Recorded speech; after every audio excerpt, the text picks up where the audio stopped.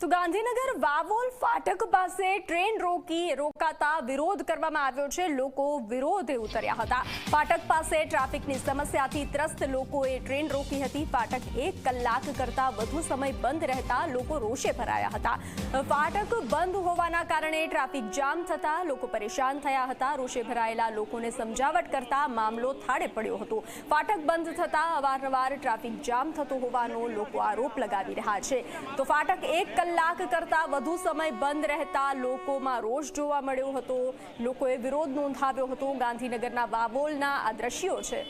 વધુ વિગતો સાથે સંવાદદાતા હિતલ જોડાઈ ચૂક્યા છે। હિતલ, 1 કલાકથી વધુ સમય સુધી ફાટક બંધ રહ્યું હતું, લોકો વિરોધે ઉતર્યા હતા। શું કારણ હતું કે 1 કલાક સુધી ફાટક બંધ રહ્યું?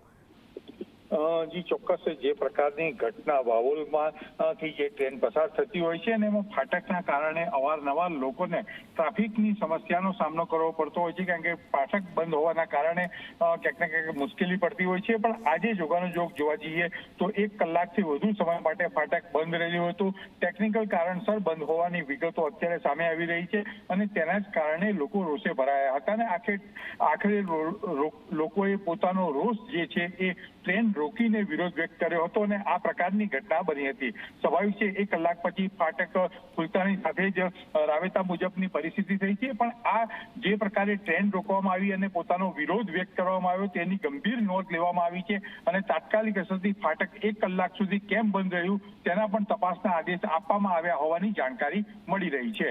જી હિતલ, જાણકારી સાથે જોડાવા બદલ આભાર। તો વાવોલ ફાટક પાસે ટ્રેન રોકી લોકોએ વિરોધ નોંધાવ્યો। ફાટક પાસે ટ્રાફિકની સમસ્યાથી લોકો પરેશાન છે। 1 કલાકથી વધુ સુધી ફાટક બંધ રહ્યું હતું।